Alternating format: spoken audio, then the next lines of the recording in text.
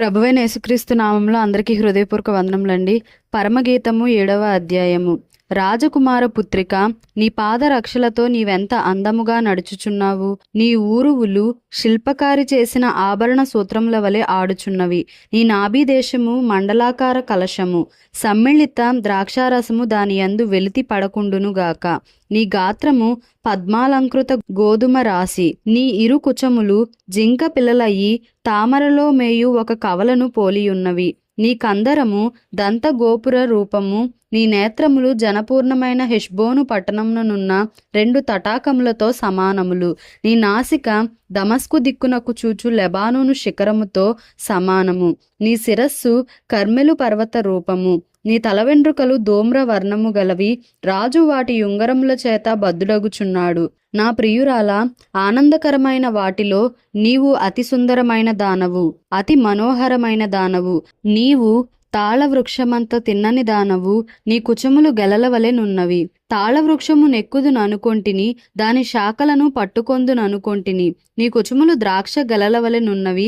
నీ శ్వాస వాసన జల్దరు ఫల సువాసన వలె నున్నది. నీ నోరు శ్రేష్ఠ ద్రాక్షారసము వలె నున్నది. ఆ శ్రేష్ఠ ద్రాక్షారసము నా ప్రియునికి మధుర పానీయము. అది నిద్రితుల యదరములు ఆడజేయును. నేను నా ప్రియుని దానను, అతడు నా యందు ఆశాబద్ధుడు. నా ప్రియుడా, లెమ్ము రమ్ము, మనము పల్లెలకు పోదము, గ్రామ సీమలో నివసింతము. పెందలకడ లేచి ద్రాక్ష వనములకు పోదము. ద్రాక్షవల్లులు చిగురించెనో లేదో, వాటి పువ్వులు వికసించెనో లేదో, దాడిమ చెట్లు పూత పట్టెనో లేదో చూతము రమ్ము. అచ్చటనే నా ప్రేమ సూచనలు నీకు చూపెదను. పుత్రదాత వృక్షము సువాసన నిచ్చుచున్నది. నా ప్రియుడా, నేను నీ కొరకు దాచియుంచిన నానావిధ శ్రేష్ఠ ఫలములు పచ్చివియు పండువియు మా ద్వార బంధముల మీద వ్రేలాడుచున్నవి. పరమగీతము 8వ అధ్యాయము. నా తల్లి యొద్ద స్తన్యపానము చేసిన యొక్క సహోదరుని వలె నీవు నా ఎడల నుండిన ఎంత మేలు. అప్పుడు నేను బయట నీకు ఎదురై ముద్దులిడుదును, ఎవరునూ నన్ను నిందింపరు. నేను నీకు మార్గదర్శినవుదును, నా తల్లి ఇంట చేర్చుదును. నీవు నాకు ఉపదేశము చెప్పుదువు. సంబార సమ్మిళిత ద్రాక్షారసమును నా దాడిమ ఫలరసమును నేను నీకిత్తును. అతని ఎడమ చెయ్యి నా తల క్రిందనున్నది, అతని కుడి చెయ్యి నన్ను కౌగిలించుచున్నది. యెరూషలేము కుమార్తెలారా, లేచుటకు ప్రేమకు ఇచ్చ పుట్టు వరకు లేపకయు కలత పరచకయు నుందుమని నేను మీ చేత ప్రమాణము చేయించుకొందును. తన ప్రియుని మీద ఆనుకొని అరణ్య మార్గమున వచ్చునది ఎవతే? జల్దరు వృక్షము క్రింద నేను నిన్ను లేపితిని. అచ్చట నీ తల్లికి నీ వలన ప్రసవ వేదన కలిగెను. నిన్ను కనిన తల్లి ఎచ్చటనే ప్రసవ వేదన పడెను. ప్రేమ మరణమంత బలమైనది, ఈర్ష్య పాతాళమంత కఠోరమైనది. దాని జ్వాలలు అగ్ని జ్వాలా సమములు. అది యెహోవా పుట్టించు జ్వాల. నీ హృదయము మీద నన్ను నామాక్షరముగా ఉంచుము, నీ భుజమునకు నామాక్షరముగా నన్నుంచుము. అగాధ సముద్ర జలము ప్రేమను ఆర్పజాలదు, నదీ ప్రవాహములు దాని ముంచివేయజాలవు. ప్రేమకై ఒకడు తన స్వాస్థ్యమంతా ఇచ్చినను తిరస్కారముతో అతడు త్రోసివేయబడును. మాకొక చిన్న చెల్లెలు కలదు, దానికి ఇంకనూ వయస్సు రాలేదు. వివాహకాలము వచ్చినప్పుడు మేము దాని విషయమై ఏమి చేయుదుము? అది ప్రాకారము వంటిదాయన, మేము దానిపైన వెండి గోపురం ఒకటి కట్టుదుము. అది కవాటము వంటిదాయన, దేవదారు మ్రాణుతో దానికి అడ్డులను కట్టుదుము. నేను ప్రాకారము వంటి దాననైతిని, నా కుచములు దుర్గములాయెను. అందువలన అతని దృష్టికి నేను క్షేమము నొందదగిన దాననైతిని. బయలు హామోను నందు సొలొమోనుకొక ద్రాక్షావనము కలదు. అతడు దానిని కాపులకిచ్చెను. దాని ఫలములకు వచ్చుబడిగా ఒక్కొక్కడు 1000 రూపాయలు తేవలెను. నా ద్రాక్షావనము నా వశమున ఉన్నది. సొలొమోను ఆ 1000 రూపాయలు నీకే చెల్లును. దానిని కాపు చేయు వారికి 200 వచ్చును. ఉద్యాన వనములలో పెంచబడిన దాన, నీ చెలికత్తెలు నీ స్వరము వినగోరుదురు. నన్నును దాని విననిమ్ము. నా ప్రియుడా, త్వరపడుము, లఘువైన ఇర్రివలె ఉండుము. గంధవర్గ వృక్ష పర్వతముల మీద గంతులు వేయు లేడిపిల్ల వలె ఉండుము. యెషయా గ్రంథము 1వ అధ్యాయము. ఉజ్జియా, యోతాము, ఆహాజు, హిజ్కియాయను యూదా రాజుల దినములలో యూదాను గూర్చియు యెరూషలేమును గూర్చియు ఆమోజు కుమారుడగు యెషయాకు కలిగిన దర్శనము. యెహోవా మాటలాడుచున్నాడు. ఆకాశమా ఆలకించుము, భూమి చెవియొగ్గుము. నేను పిల్లలను పెంచి గొప్పవారినిగా చేసి తిని వారు నా మీద తిరుగబడి ఉన్నారు. ఎద్దు తన కామందు నెరుగును, గాడిద సొంతవాని దొడ్డి తెలిసికొనును. ఇశ్రాయేలుకు తెలివి లేదు, నా జనులు యోచింపరు.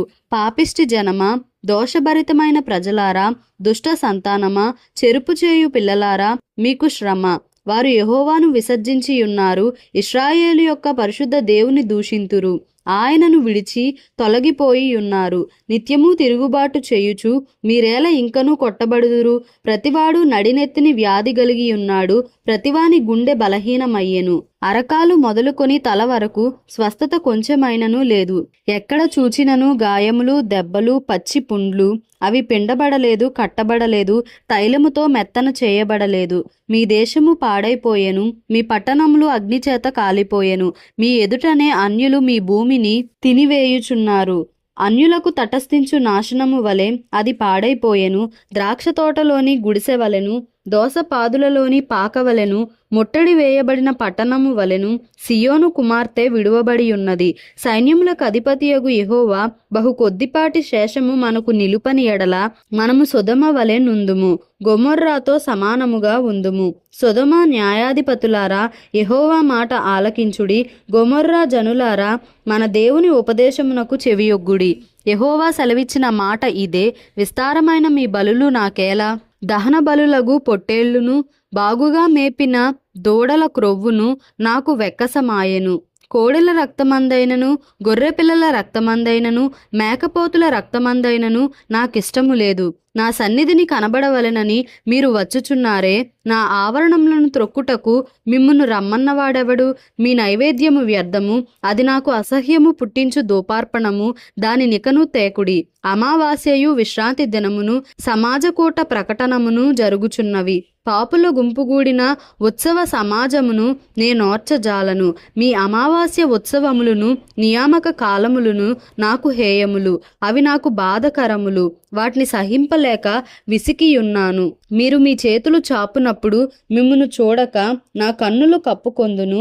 మీరు బహుగా ప్రార్థన చేసినను నేను వినను. మీ చేతులు రక్తముతో నిండి ఉన్నవి, మిమ్మును కడుగుకొనుడి, శుద్ధి చేసుకొనుడి.